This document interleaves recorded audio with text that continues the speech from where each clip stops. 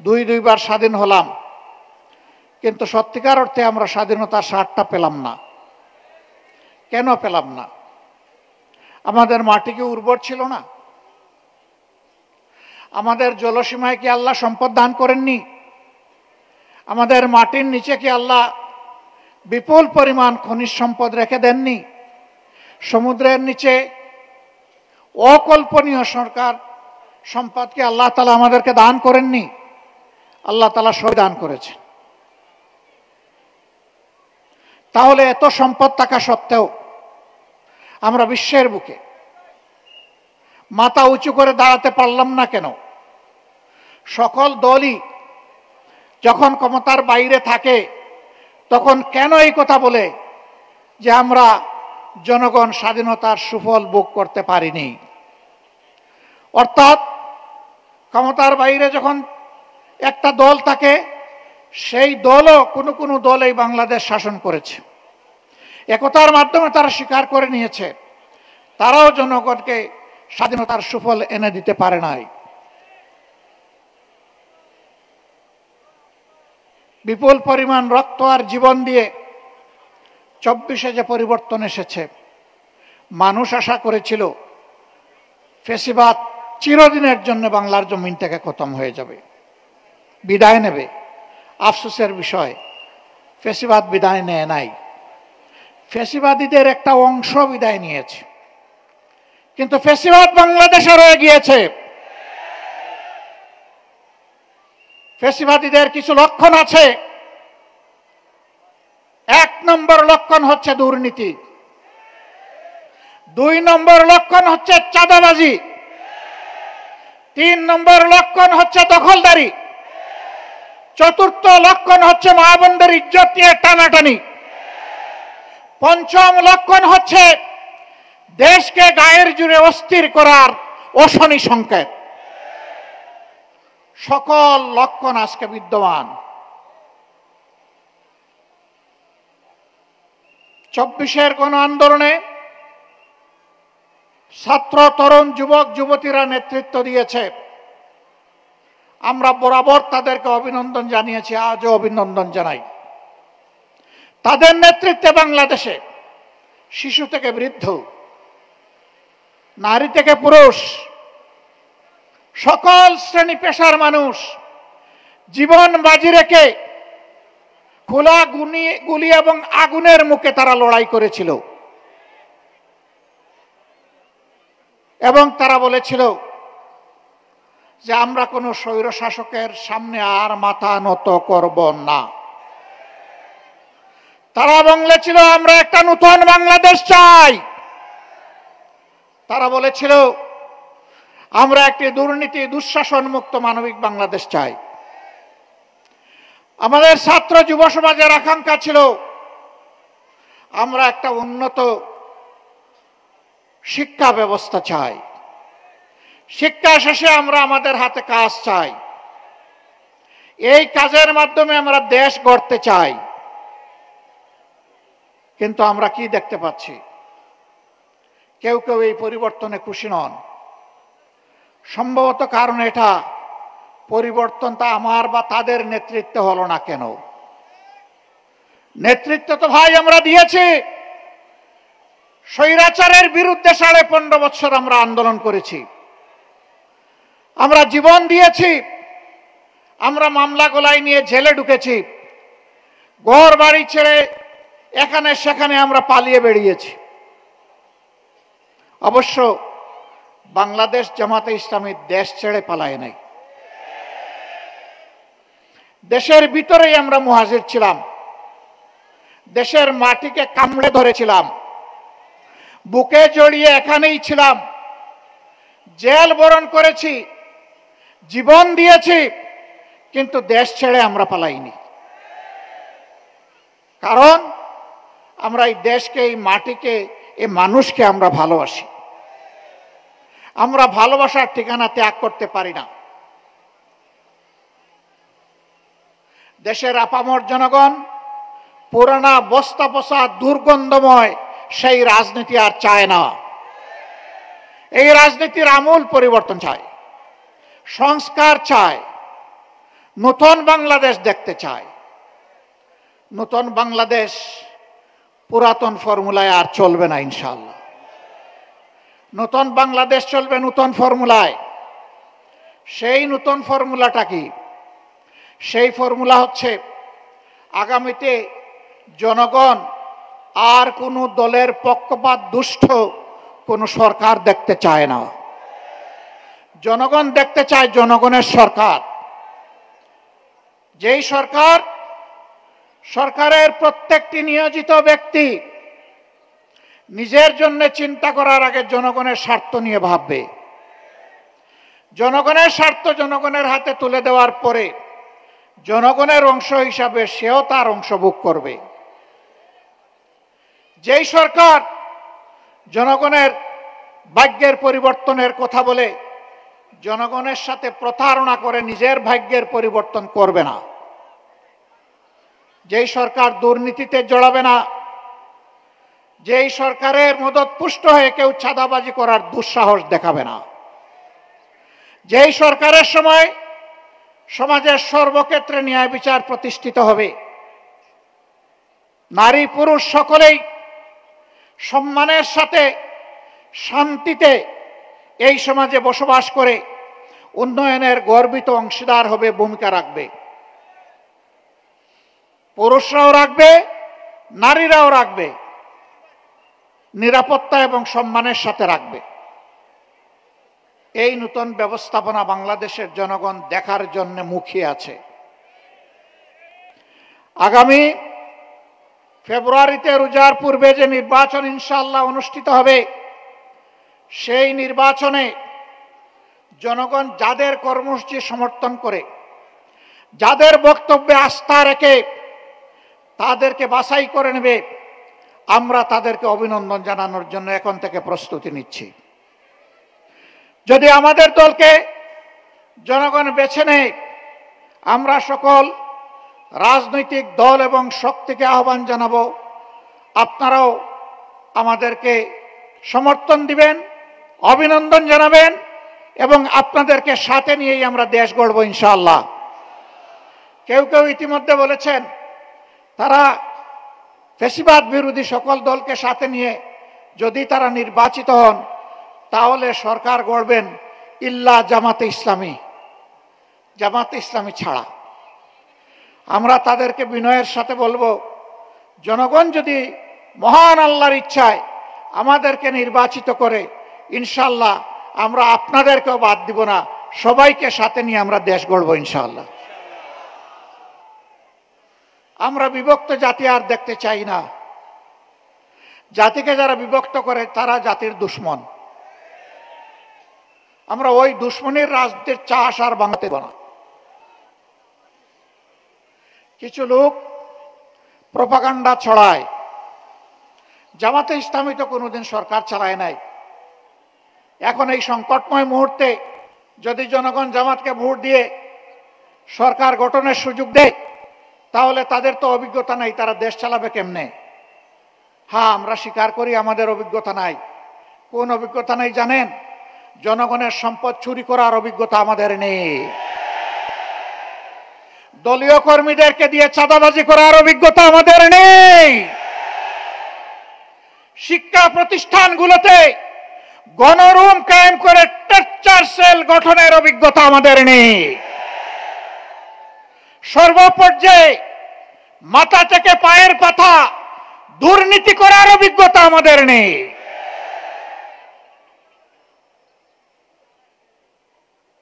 আমরা ক্ষমতায় যাইনি ঠিক আছে, কিন্তু 5 বছরের জন্য আমরা ছিলাম ক্ষমতার ছোট্ট অংশীদার। 2001 থেকে 2006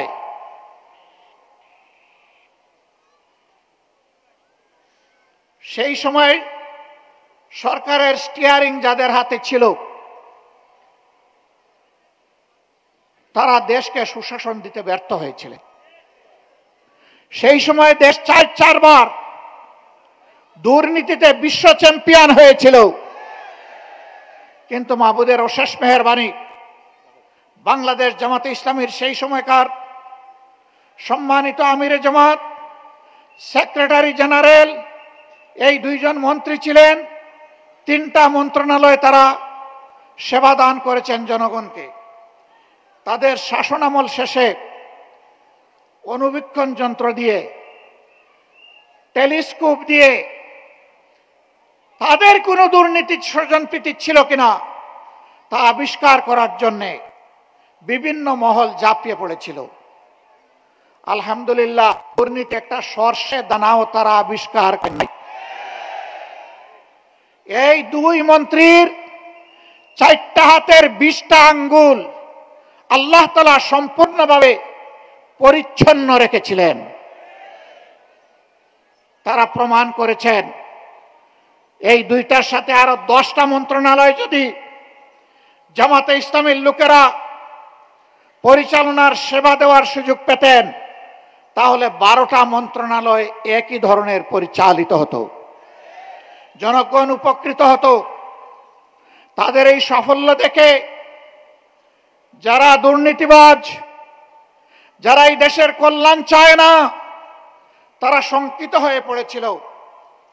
জামাত যদি এইভাবে এগিয়ে যায়, এই দেশে যদি সুশাসন সুবিচার প্রতিষ্ঠিত হয়, দুর্নীতিমুক্ত বাংলাদেশ যদি তৈরি হয়ে যায়, তাহলে সমাজে আর বিভাজনের রাজনীতির এই ব্যবসা চলবে না। সুতরাং যে কোনো মূল্যে জামাতকে বাংলাদেশের রাজনীতি থেকে অস্তিত্বহীন করে দিতে হবে। তারা সেই ষড়যন্ত্র শুরু করেছিলেন। 15.5 বছর ষড়যন্ত্রের বাস্তবায়নে এমন কোনো পদক্ষেপ নেই যা তারা নেননি। কিন্তু তাদের কোনো দুঃশাসনের সামনে, জুলুমের সামনে, অন্যায় আবদারের সামনে মহান আল্লাহ রাব্বুল আলামিন সাক্ষী, বাংলাদেশের 18 কোটি মানুষ সাক্ষী, বিশ্ববাসী সাক্ষী। জামাতে ইসলামীর নেতৃবৃন্দ তো দূরের কথা, সাধারণ একজন সমর্থকও মাথা নত করে নাই। ইসলামী ছাত্র শিবিরের উপর তাণ্ডব চালানো হয়েছে, জীবন কেড়ে নেওয়া হয়েছে, পঙ্গু করা হয়েছে, তাদেরকে গুম করা হয়েছে, কিন্তু ইসলামী ছাত্র শিবির কারো কাছে মাথা নত করে নাই। শিক্ষা প্রতিষ্ঠানগুলো থেকে ইসলামী ছাত্র শিবিরকে নির্মূল বলে ঘোষণা দেওয়া হয়েছে।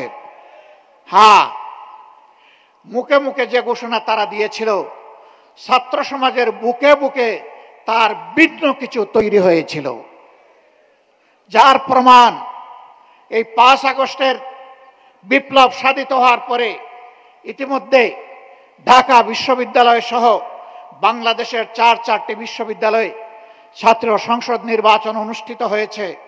আল্লাহর অসীম মেহেরবানিতে ছাত্র এবং ছাত্রীদের ভালোবাসা সিক্ত হয়ে ইতিহাসের নতুন রেকর্ড তৈরি করে ইসলামী ছাত্র শিবির তারা সফলতা অর্জন করতে সক্ষম হয়েছে। অপপ্রচার করা হয়েছিল ছাত্র শিবির পারবে না, ছাত্র শিবির জিতবে না, ছাত্র শিবির জিতবে ফেসবুকে, বুটে জিতবে অমুক দল। এই অপপ্রচার করা হয় নাই? কেন জিতবে না? বলা হয়েছিল তরুণ যুব সমাজ এদের আদর্শ পছন্দ করে না, এদের কার্যকলাপ পছন্দ করে না, ছাত্রীরা তো একেবারেই না, নস্যি। এই ধরনের অপপ্রচার করা হয়েছিল। সকল অপপ্রচারের মুখে আই মেরে ছাত্র সমাজ, ছাত্রী সমাজ প্রমাণ করেছে ছাত্র শিবিরই তাদের আস্থার ঠিকানা। যখন এই সফল নির্বাচনগুলো হয়ে গেল, এই সফলতা দেখে আবার অনেকে দিশাহারা হয়ে পড়ল। এবার জিকির শুরু হলো। এই নির্বাচনের কোনো প্রভাব জাতীয় নির্বাচনে পড়বে না। সাংবাদিকরা আমাকে জিজ্ঞেস করে, আপনারা কি মনে করেন? আমি বললাম যে নির্বাচনের কোনো প্রভাব জাতীয় নির্বাচনে পড়বে না, সেই বিষয়ে আমাকে কেন প্রশ্ন করে সময় নষ্ট করছেন? যার কোনো প্রভাব পড়বে না, এই প্রভাব পড়াটা যারা সহ্য করে না, তারা টেলিভিশনে টকশোতে গিয়ে প্রতিদিন প্রতি রাত এত জিকির কেন করছে? একথাই প্রমাণ করে যে সবার আগে এই সংসদ নির্বাচনগুলোর প্রভাব তাদের মগজের উপরে পড়েছে, আর তার ইতিবাচক প্রভাব জনগণের হৃদয়ে পড়েছে। সম্মানিত বন্ধুগণ, এই রাস্তায় অনেকে সফল হতে পারবে না চিন্তা করে, জনগণের ম্যান্ডেটে আসতে পারবে না চিন্তা করে এখন কোনো কোনো জায়গায় পুরাতন সন্ত্রাসীরা নতুন রূপে আত্মপ্রকাশ করতে যাচ্ছে। কোথাও আমাদের প্রচার মিছিলে গুলি চালানো হচ্ছে, কোথাও মা বোনদের উপর হামলা করা হচ্ছে, কোথাও আমাদের প্রচার উপাদান উপকরণ সমূহ ছিঁড়ে ফেলা হচ্ছে, সরিয়ে ফেলা হচ্ছে। মা বোনদের উপরে আপনি যখন হামলা করবেন, মনে রাখবেন ওই মায়ের সন্তান আছে, ভাই আছে, স্বামী আছে। তার ইজ্জতের উপরে হামলা করার পরে তারা বসে থাকবে না। এইভাবে আপনাদের হামলা প্রতিটি মায়ের হৃদয়ে জামাতে ইসলামী ইসলামী ছাত্র শিবিরকে পৌঁছায় দিবে ইনশাআল্লাহ। মসজিদের ভিতরে কোরআন চর্চা সহ্য করেন না, এর জবাব অতীতে যারা এমনটা করেছিল তারা পেয়েছে, আপনারাও পাবেন।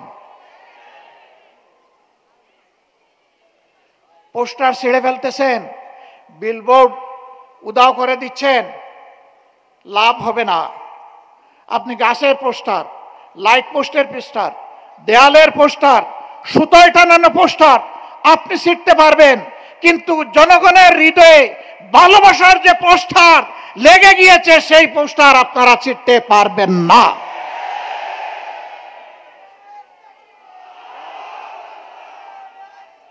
সম্মানিত ভাই ও বন্ধুগণ, বাংলাদেশে ৩০০টি আসন, বাংলাদেশ জামাতে ইসলামী দুর্নীতিমুক্ত, চাঁদাবাজ মুক্ত, যুবকদের স্বপ্নের বাংলাদেশ,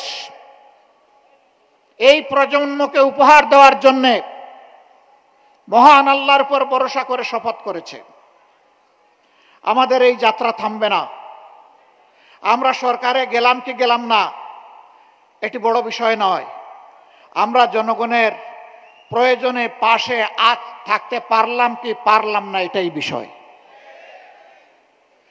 আমাদের জানা মতো ৩০০ আসনে আমরা নিষ্কলুষ চরিত্রের লোকদেরকে আমাদের প্রতিনিধি হিসাবে, নমিনি হিসাবে, প্রার্থী হিসাবে দেওয়ার চেষ্টা করেছি। আমরা তরুণদেরকে এগিয়ে এনেছি। আমাদের অঙ্গীকার, আগামীর বাংলাদেশ তরুণদের বাংলাদেশ। তরুণদের সেই স্বপ্ন পূরণের জন্য আমাদের যারা নমিনি তাদের ৬২% হচ্ছেন তরুণ। আমরা তাদের হাতে আগামীর সমাজের বাংলাদেশের পতাকা তুলে দিয়েছি। এখন জনগণকে শুধু অনুরোধ করব, আপনারাও তাদের হাতে পতাকাটা তুলে দেন। ১৭ আসনে আমরা যাকে দিয়েছি তিনি একজন চিকিৎসক, তিনি একজন নিবেদিত প্রাণ সমাজসেবক। এই প্রার্থী ঘোষণার পর থেকে হঠাৎ তিনি সমাজসেবক হয়েছেন তা না, তার রক্তে সমাজসেবার নেশা। যেদিন থেকে তার বুঝ বিবেক হয়েছে সেদিন থেকে সে জনকল্যাণে তার নিজেকে নিবেদিত করে রেখেছে। তার জন্মস্থানের জনগণ জানেন, যেখানে লেখাপড়া করেছে সেই এলাকার তার সহপাঠীরা জানে, আর এখানে তার বিচরণের ক্ষেত্রে এখন জনগণ হচ্ছে তার সাক্ষী। এটি শুধু খালেদুজ্জামানের নেশা না, এইরকম জনসভা যাদের নেশা এবং পেশা, আগামীর জন্য আমরা তাদের হাতেই ৩০০টা ফ্ল্যাগ তুলে দিয়েছি।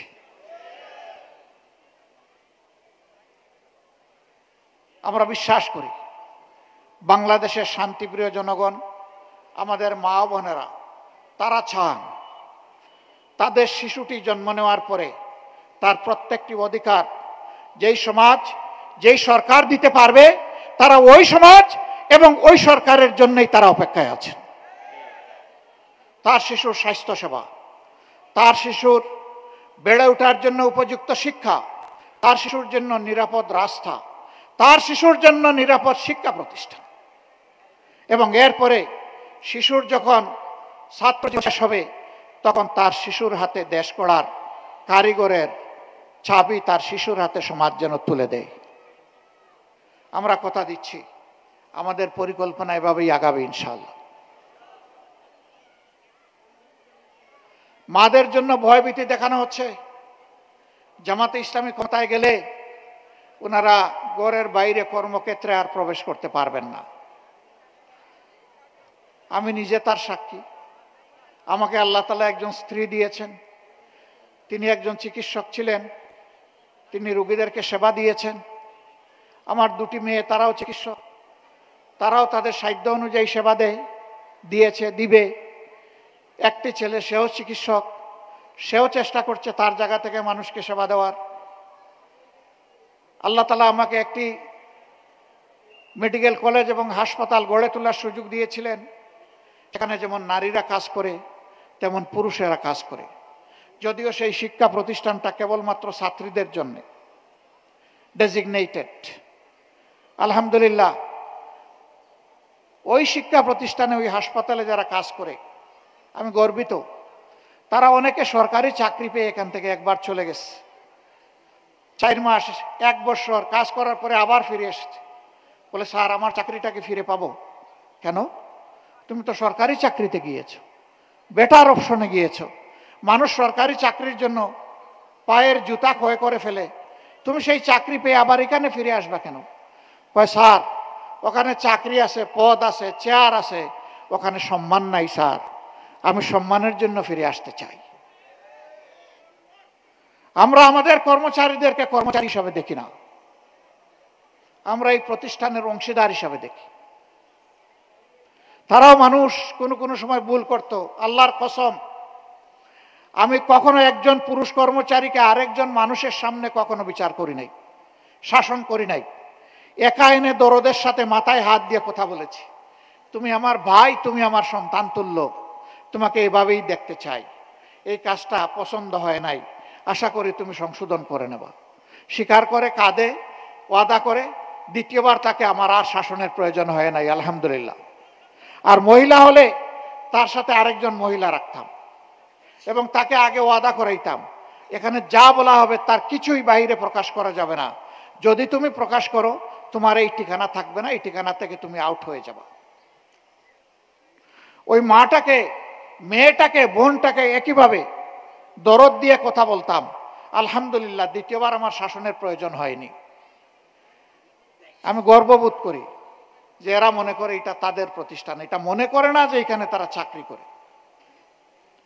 একবার সাংবাদিকরা আমাকে ধরলেন, আপনারা যে বাংলাদেশ গড়বেন সেই বাংলাদেশে মায়েদের কর্মক্ষেত্র কেমন হবে? আমি বললাম, আমি মুখ দিয়ে না বলি, বাস্তবটা দেখে আসেন। ছোট্ট একটা জায়গা, 2500-এর মতো মানুষ এখানে কাজ করে। আপনি তাদের সাথে গিয়ে খোলা মনে কথা বলেন। আপনি আগে জানায়ও যাবেন না, আপনার মতো করে আপনি যাবেন। আপনি সাংবাদিক এটাও পরিচয় দেবেন না, না দিয়ে আপনি সাধারণ মানুষ হিসাবে খোঁজখবর নেন। এরপরে আপনার ইচ্ছা মতো আপনি রিপোর্ট লিখবেন। পত্রিকার প্রতিনিধি গিয়েছিলেন, তিনি এসে তার মতো করে এই রিপোর্ট লিখেছেন। সবাই বলেছে, এটাই যদি জামাতে ইসলামের মডেল হয় তাহলে এই বাংলাদেশটাই আমরা চাই। মা বোনেরা বলেছেন, এই বাংলাদেশ আমরা চাই। সম্মানিত ভাই ও বোনেরা, আমরা কথা দিচ্ছি, আমরা মুখে নয়, কর্মের মাধ্যমে ইনশাল্লাহ সকল অপপ্রচারের জবাব দেব। এই সমস্ত অপপ্রচার করে জনগণকে বিভ্রান্ত করার দিন শেষ।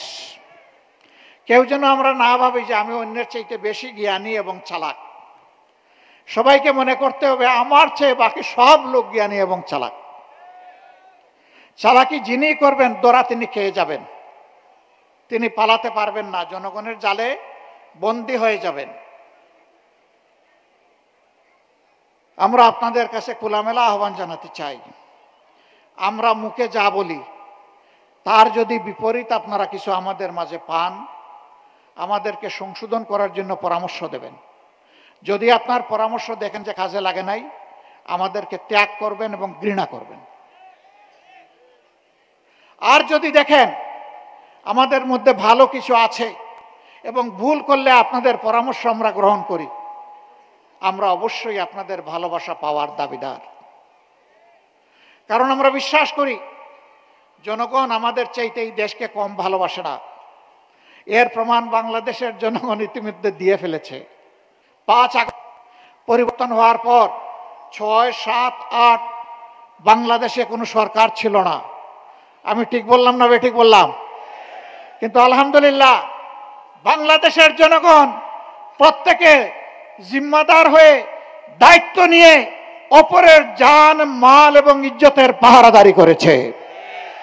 ব্যাংক লুট হয় নাই, সোনার দোকান লুট হয় নাই, বিভিন্ন বিজ্ঞানাগার লুট হয় নাই, মানুষের বাড়িতে ডাকাতি হয় নাই, চুরি হয় নাই, মানুষের জীবন নিয়ে কাড়াকাড়ি করা হয় নাই। বাংলাদেশের মানুষ প্রমাণ করেছে আপামর জনগণ তাদের দেশকে এবং মানুষকে ভালোবাসে। এই দায়িত্বশীল জনগণকে আমরা একটা দায়িত্বশীল সরকার উপহার দেব ইনশাআল্লাহ।